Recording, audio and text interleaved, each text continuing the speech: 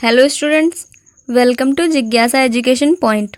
हमारा आज का टॉपिक है प्रेसिडेंट ऑफ इंडिया यानी भारत के राष्ट्रपति। इसमें हम जानेंगे अपने वर्तमान राष्ट्रपति द्रौपदी मुर्मू के बारे में। और आज हम राष्ट्रपति से संबंधित कुछ महत्वपूर्ण अनुच्छेद व अन्य प्रश्नों के बारे में जानेंगे जो हमारे एग्ज़ाम के लिए बहुत महत्वपूर्ण है। टेलीग्राम का लिंक डिस्क्रिप्शन में दिया होगा जहाँ से आपको इसकी PDF मिल जाएगी। तो आइए देखते हैं आज का टॉपिक। द्रौपदी मुर्मू का जन्म ओडिशा के मयूरभंज जिले के बैदापोसी नामक गांव में 20 जून 1958 को हुआ। द्रौपदी मुर्मू संथाल आदिवासी परिवार से ताल्लुक़ रखती हैं। इनकी प्राथमिक शिक्षा गांव के ही सरकारी स्कूल से हुई। द्रौपदी मुर्मू की शिक्षा में बचपन से गहरी रुचि थी। आसपास माध्यमिक स्कूल न होने के कारण इनकी माध्यमिक शिक्षा भुवनेश्वर से पूरी हुई। द्रौपदी मुर्मू ने अपनी इंटरमीडिएट व स्नातक की शिक्षा रमा देवी विमेंस कॉलेज से पूरी की।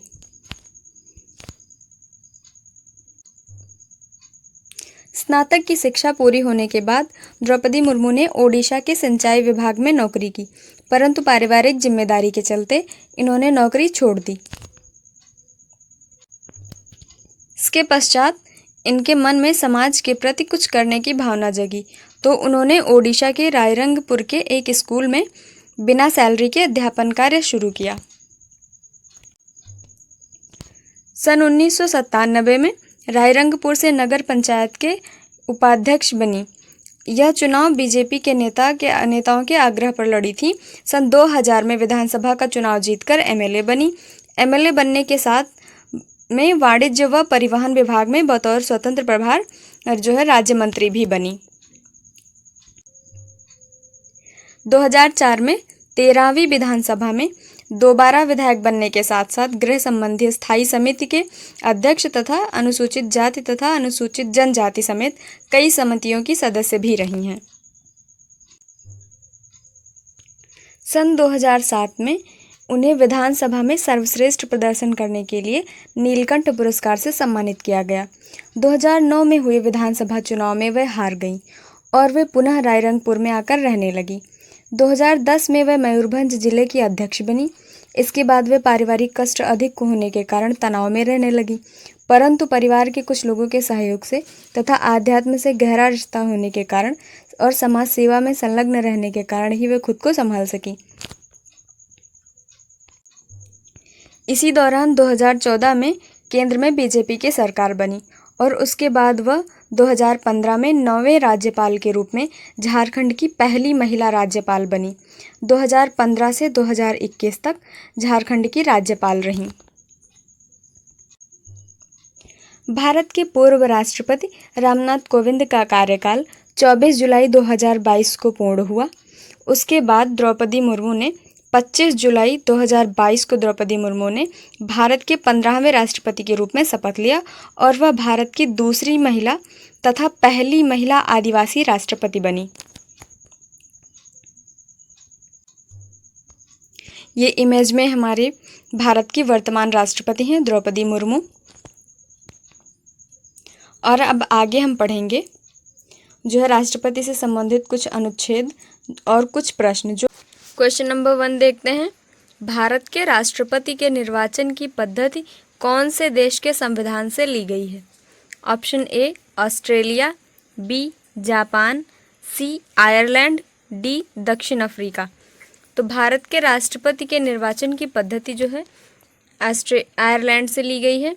यहाँ पे आपका option number C right answer हो जाएगा, आयरलैंड। ऑस्ट्रेलिया से समवर्ती सूची ली गई है और संसद के दोनों सदनों की बैठक और उद्देशिका की भाषा, व्यापार, वाणिज्य और समागम की स्वतंत्रता, ये सारी चीज़ें ऑस्ट्रेलिया के संविधान से ली गई हैं। अब आता है आपका ऑप्शन नंबर B जापान। तो जापान से विधि द्वारा स्थापित प्रक्रिया ली गई है।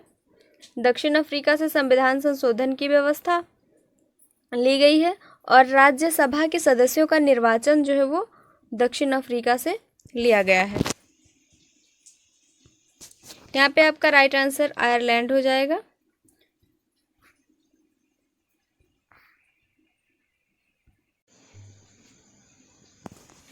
क्वेश्चन नंबर 2 है, संविधान के किस अनुच्छेद में भारत के राष्ट्रपति का उल्लेख है? ऑप्शन ए अनुच्छेद 55, बी अनुच्छेद 54, सी अनुच्छेद 52, डी अनुच्छेद 58। तो यहाँ पे आपका राइट आंसर हो जाएगा ऑप्शन नंबर सी, अनुच्छेद 52 में जो है भारत के राष्ट्रपति का उल्लेख है। भारत का राष्ट्रपति देश का संवैधानिक प्रधान होता है और भारत का राष्ट्रपति जो है प्रथम नागरिक कहलाता है और तीनों सेनाओं का प्रमुख भी होता है।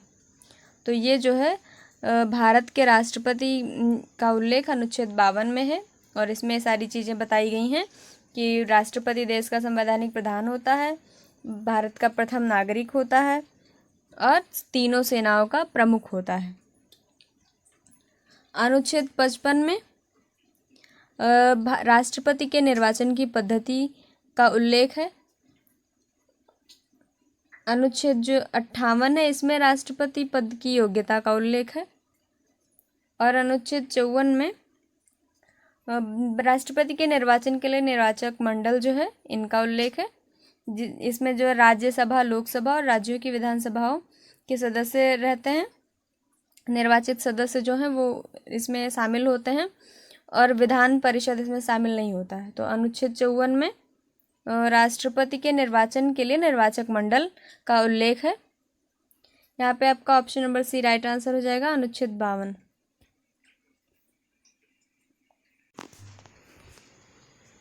क्वेश्चन नंबर 3 है, संघीय कार्यपालिका की शक्तियाँ किसमें निहित हैं? ऑप्शन ए प्रधानमंत्री, बी गृह मंत्री, सी राष्ट्रपति, डी रक्षा मंत्री। तो संघीय कार्यपालिका की शक्तियाँ राष्ट्रपति में निहित होती हैं। तो यहाँ पे आपका राइट आंसर हो जाएगा राष्ट्रपति, option number C. Question number 4 है, राष्ट्रपति पद के लिए निर्वाचित होने के लिए निर्धारित आयु है। ऑप्शन ए 35 वर्ष, बी 40 वर्ष, सी 18 वर्ष, डी 25 वर्ष। तो राष्ट्रपति पद के लिए निर्वाचित होने के लिए निर्धारित आयु है 35 वर्ष, यानी कि जो व्यक्ति राष्ट्रपति पद का चुनाव लड़े उसकी आयु 35 वर्ष वो पूरी कर चुका हो। और आपका ये अनुच्छेद 58 में जिक्र है, जो राष्ट्रपति पद की योग्यता है उसमें जिक्र है कि कोई भी व्यक्ति राष्ट्रपति होने के योग्य तब होगा जब वो भारत का नागरिक हो, 35 वर्ष की आयु पूरी कर चुका हो, लोकसभा का निर्वाचित सदस्य हो और चुनाव के समय कोई लाभ का पद धारण नहीं करता हो। तो ये सारी चीज़ें आपके अनुच्छेद 58 में जिक्र है, जिसमें है राष्ट्रपति पद की योग्यता, तो उसमें उल्लिखित है। और राष्ट्रपति पद के लिए निर्वाचित होने के लिए निर्धारित आयु 35 वर्ष है। ऑप्शन ए आपका राइट आंसर हो जाएगा। क्वेश्चन नंबर 5 है, राष्ट्रपति पद हेतु पुनः निर्वाचन के लिए पात्रता का उल्लेख संविधान के किस अनुच्छेद में है? यहाँ पे पुनर्निर्वाचन या पुनः निर्वाचन दोनों से पुनर्निर्वाचन होना चाहिए। तो राष्ट्रपति पद हेतु पुनर्निर्वाचन के लिए पात्रता का उल्लेख संविधान के किस अनुच्छेद में है? ऑप्शन ए अनुच्छेद 60, बी अनुच्छेद 72, सी अनुच्छेद 57, डी अनुच्छेद 74। तो अनुच्छेद 57 में उल्लिखित है राष्ट्रपति पद के लिए जो पुनर्निर्वाचन के लिए पात्रता है वो ऑप्शन नंबर सी, यहाँ पे अनुच्छेद 57 सही होगा। ऑप्शन नंबर सी आपका राइट आंसर हो जाएगा। अनुच्छेद 60 में राष्ट्रपति द्वारा जो शपथ या प्रतिज्ञान का उल्लेख है जो लिया है वो अनुच्छेद 60 में है, राष्ट्रपति द्वारा शपथ या प्रतिज्ञान का उल्लेख। और जो है यहाँ पे अनुच्छेद जो 72 है इसमें राष्ट्रपति द्वारा क्षमादान की जो शक्ति है उसके पास राष्ट्रपति की, अनुच्छेद 72 में राष्ट्रपति को जो क्षमादान की शक्ति वो मिलती है उसका उल्लेख है। अनुच्छेद 74 में जो है राष्ट्रपति को सहायता के लिए जो मंत्रिपरिषद की व्यवस्था है, जो मंत्रिपरिषद बनाई जाती है, उसका उल्लेख है अनुच्छेद 74 में। तो यहाँ पे आपका राइट आंसर हो जाएगा अनुच्छेद 57।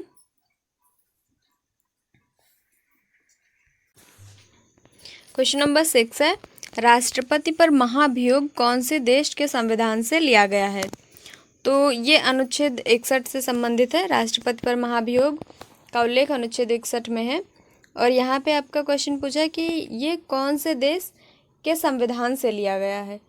तो ये अमेरिकी संविधान से लिया गया? यहाँ पे आपका option number B right answer हो जाएगा। अमेरिका के संविधान से लिया गया। अमेरिका के संविधान से लिया गया। राष्ट्रपति पर महाभियोग और उच्चतम न्यायालय था उच्च न्यायालय के न्यायाधीशों को हटाए जाने के उपबंध जो हैं ये अमेरिकी संविधान से लिए गए हैं।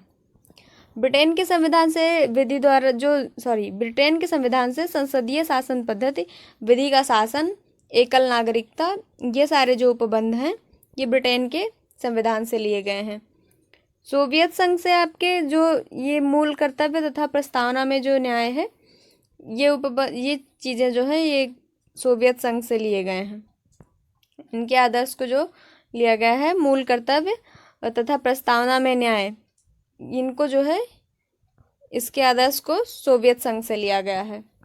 कनाडा के संविधान से सशक्त केंद्र के साथ संघीय व्यवस्था और केंद्र द्वारा राज्यपालों की नियुक्ति, ये चीज़ें जो हैं कनाडा के संविधान से ली गई हैं। तो यहाँ पे जो राष्ट्रपति पर महाभियोग है इसका उल्लेख अनुच्छेद 61 में है और ये अमेरिकी संविधान से लिया गया है।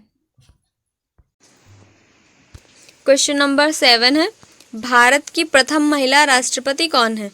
Option A Indira Gandhi, B Draupadi Murmu, C Pratibha Devi Singh Patil, D Sucheta Kripalani. तो यहाँ पे आपका राइट आंसर हो जाएगा प्रतिभा देवी सिंह पाटिल भारत की प्रथम महिला राष्ट्रपति हैं। तो आपका option number C right answer हो जाएगा। इंदिरा गांधी भारत की प्रथम महिला प्रधानमंत्री हैं। द्रौपदी मुर्मू भारत की प्रथम महिला आदिवासी राष्ट्रपति हैं। सुचेता कृपलानी उत्तर प्रदेश की प्रथम महिला मुख्यमंत्री हैं। और यहाँ पे आपका option number C right answer हो जाएगा। प्रतिभा देवी सिंह पाटिल भारत की प्रथम महिला राष्ट्रपति हैं। क्वेश्चन नंबर 8 है, प्रधानमंत्री की नियुक्ति राष्ट्रपति करेगा तथा अन्य मंत्रियों की नियुक्ति प्रधानमंत्री की सलाह पर राष्ट्रपति करेगा। संविधान के किस अनुच्छेद में उल्लिखित है? ऑप्शन ए अनुच्छेद 70, बी अनुच्छेद 111, सी अनुच्छेद 143, डी अनुच्छेद 75 ए। तो अनुच्छेद 75 ए में उल्लिखित है कि प्रधानमंत्री की नियुक्ति राष्ट्रपति करेगा और अन्य मंत्रियों की नियुक्ति राष्ट्रपति प्रधानमंत्री की सलाह पर करेगा। तो यहाँ पे आपका option number D right answer हो जाएगा 75 ए। यहाँ पे जो अनुच्छेद 75 ए है ये आपका राइट आंसर हो जाएगा ऑप्शन नंबर डी। यहाँ पे अनुच्छेद 111 देख लेते हैं। संसद के दोनों सदनों द्वारा पारित विधेयक को राष्ट्रपति की अनुमति, इसका उल्लेख अनुच्छेद 111 में है। 143 देख लेते हैं। तो 143 में उच्चतम न्यायालय से परामर्श की शक्ति जो राष्ट्रपति के पास है उसका उल्लेख है। 143 में उच्चतम न्यायालय से परामर्श करने की राष्ट्रपति की शक्ति, इसका उल्लेख 143 में है।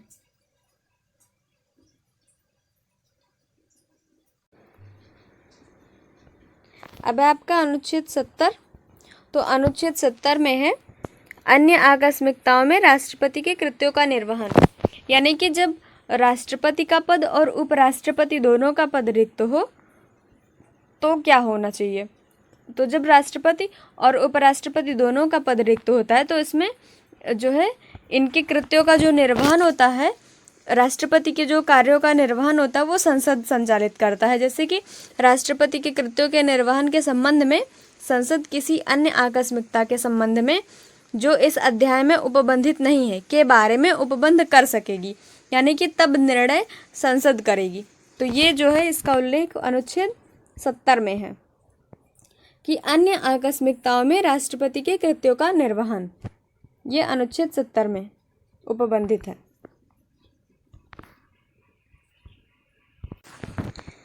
क्वेश्चन नंबर 9 है, राष्ट्रपति को पद व गोपनीयता की शपथ कौन दिलाता है?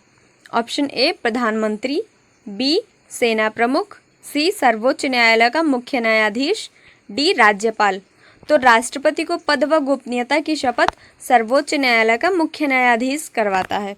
यहाँ पे आपका option number C right answer हो जाएगा, सर्वोच्च न्यायालय का मुख्य न्यायाधीश। क्वेश्चन नंबर 10 है, संविधान के किस अनुच्छेद में राज्यपाल द्वारा विधेयकों को अनुमति देना या रोक लेना या राष्ट्रपति के विचार के लिए आरक्षित कर लेना उल्लिखित है। ऑप्शन नंबर ए अनुच्छेद 201, बी अनुच्छेद 200, सी अनुच्छेद 123, डी अनुच्छेद 360। तो राज्यपाल द्वारा विधेयकों पर अनुमति देना या अनुमति रोक लेना या राष्ट्रपति के विचार के लिए आरक्षित कर लेना, इसका उल्लेख जो है वो अनुच्छेद 200 में है। तो यहाँ आपका राइट आंसर हो जाएगा अनुच्छेद 200। अनुच्छेद जो 201 है, इसमें राज्यपाल द्वारा राष्ट्रपति के विचार के लिए आरक्षित विधेयक का उल्लेख है।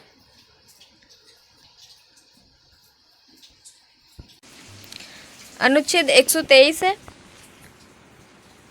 अनुच्छेद 123 में संसद के विश्रांति काल में अध्यादेश प्रख्यापित करने की राष्ट्रपति की शक्ति है। इसका उल्लेख अनुच्छेद 123 में है।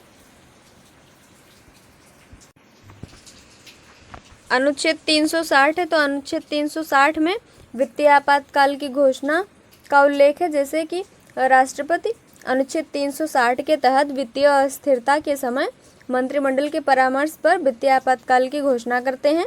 भारत में अभी वित्तीय आपातकाल कभी लागू नहीं हुआ है।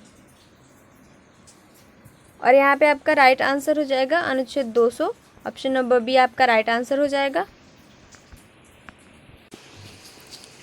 क्वेश्चन नंबर 11 है, राष्ट्रपति द्वारा राज्यसभा के लिए कितने सदस्य मनोनीत किए जा सकते हैं? Option A 14, B 12, C 15, D 17। तो राष्ट्रपति द्वारा राज्यसभा के लिए 12 सदस्य मनोनीत किए जा सकते हैं। यहाँ पे ऑप्शन नंबर बी आपका राइट आंसर हो जाएगा। ये जो 12 सदस्य मनोनीत किए जा सकते हैं, इनका संबंध साहित्य, विज्ञान, कला और समाज सेवा के क्षेत्र में विशेष ज्ञान या व्यावहारिक अनुभव रखने वाले व्यक्ति होते हैं। इनको राष्ट्रपति राज्यसभा के लिए मनोनीत कर सकते हैं।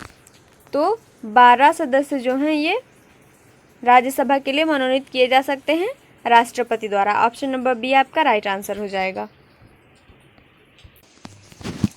क्वेश्चन नंबर 12 है, राष्ट्रपाल के कौन से अनुच्छेद के तहत राज्य में संवैधानिकता विफल होने पर राष्ट्रपति शासन लागू करते हैं?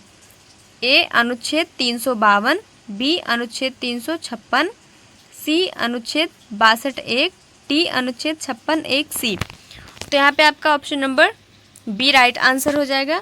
अनुच्छेद 356 में आपका उल्लिखित है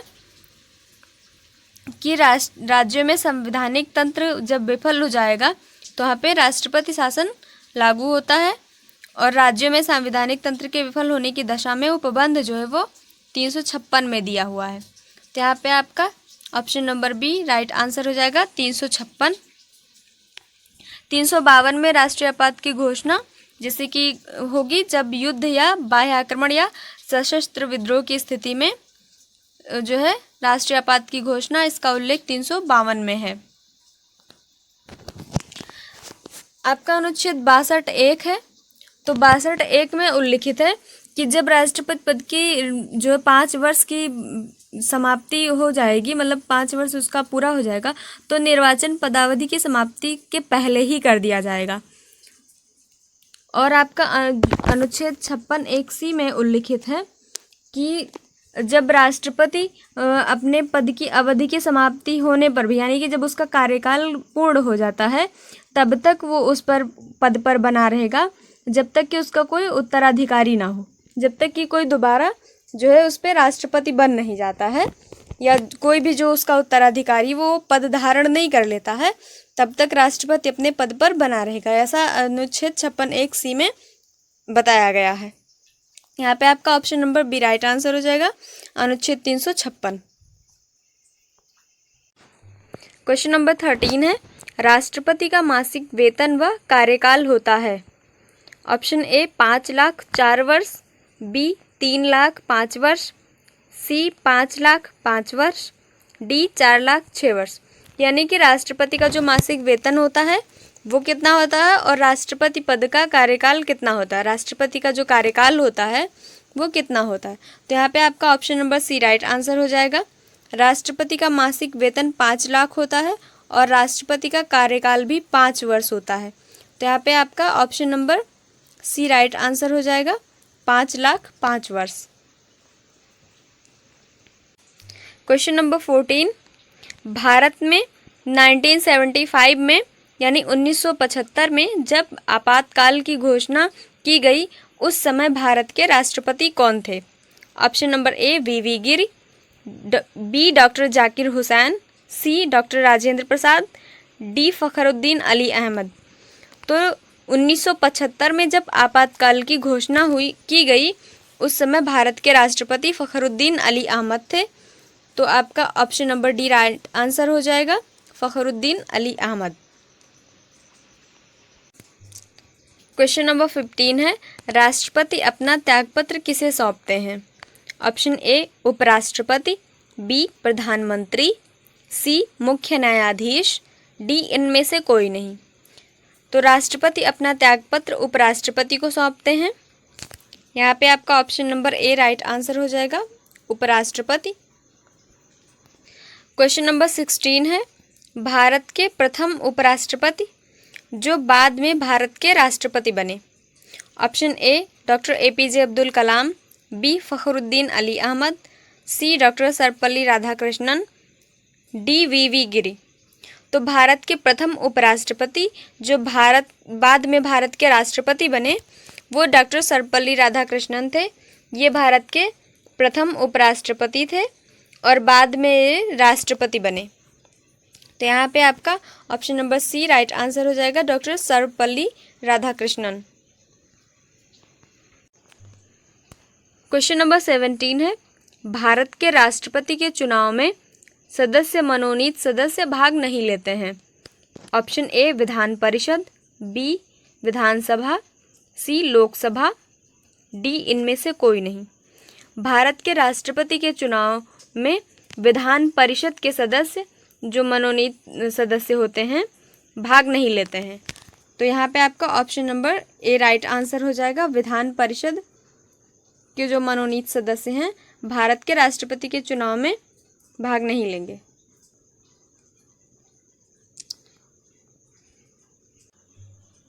क्वेश्चन नंबर 18 है, भारत के गैर राजनीतिक राष्ट्रपति थे।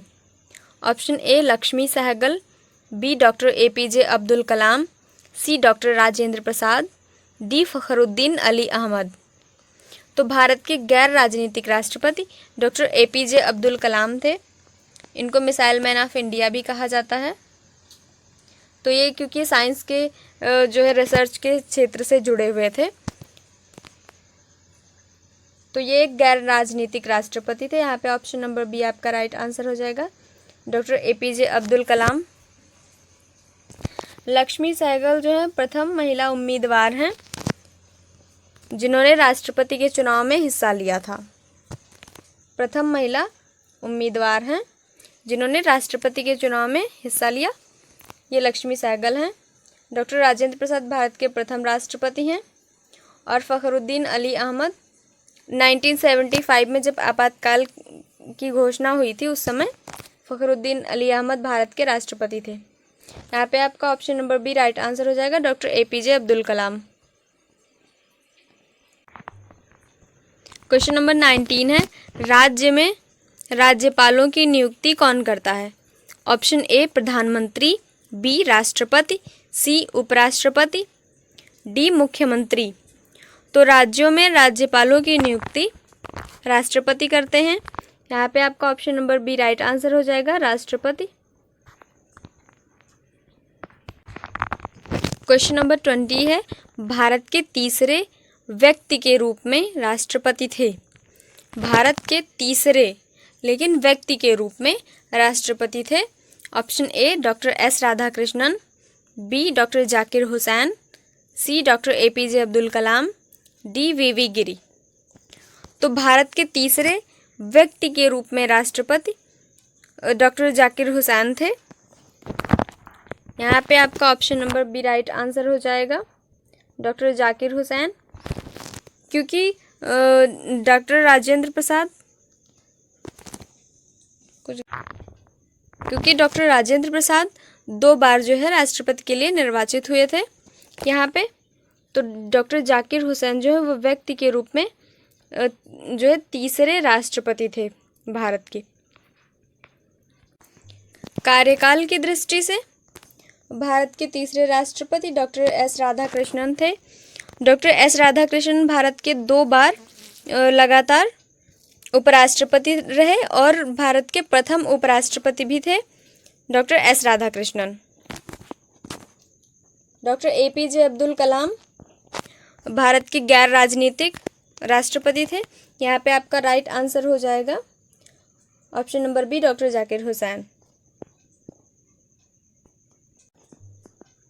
क्वेश्चन नंबर 21 है, संविधान के कौन से अनुच्छेद में राष्ट्रपति को सरकार के निर्णय नीतियों से अवगत कराने के प्रधानमंत्री के कर्तव्य से संबंधित प्रावधान उल्लिखित है? एक बार फिर से पढ़ लेते हैं क्वेश्चन। संविधान के कौन से अनुच्छेद में राष्ट्रपति को सरकार के निर्णयों व नीतियों से अवगत कराने के प्रधानमंत्री के कर्तव्यों से संबंधित प्रावधान उल्लिखित है? ऑप्शन ए अनुच्छेद 78, बी अनुच्छेद 70, सी अनुच्छेद 58, डी अनुच्छेद 60। यहाँ पे आपका राइट आंसर हो जाएगा अनुच्छेद 78। तो ऑप्शन नंबर ए आपका राइट आंसर हो जाएगा। संविधान के अनुच्छेद में राष्ट्रपति को सरकार के निर्णय व नीतियों से अवगत कराने के प्रधानमंत्री के कर्तव्यों से संबंधित प्रावधान अनुच्छेद 78 में उल्लिखित है। आपका ऑप्शन नंबर ए राइट आंसर हो जाएगा। तो आपके अनुच्छेद से संबंधित जो राष्ट्रपति के क्वेश्चन थे, राष्ट्रपति के जो अनुच्छेद से संबंधित क्वेश्चन थे वो आपके इतने ही क्वेश्चंस थे और हमने सारे क्वेश्चंस लगभग कवर किए हैं। फिर भी कुछ अगर उसमें त्रुटि हो या कोई क्वेश्चन रह गया हो या कुछ आपको लगे तो आप कमेंट बॉक्स में कमेंट करिए। आपको वीडियो कैसी लगी ये कमेंट बॉक्स में ज़रूर लिखिए और अगर आपको वीडियो अच्छी लगे तो वीडियो लाइक करें, शेयर करें, चैनल को सब्सक्राइब करें और टेलीग्राम का लिंक जो है डिस्क्रिप्शन में दिया रहेगा।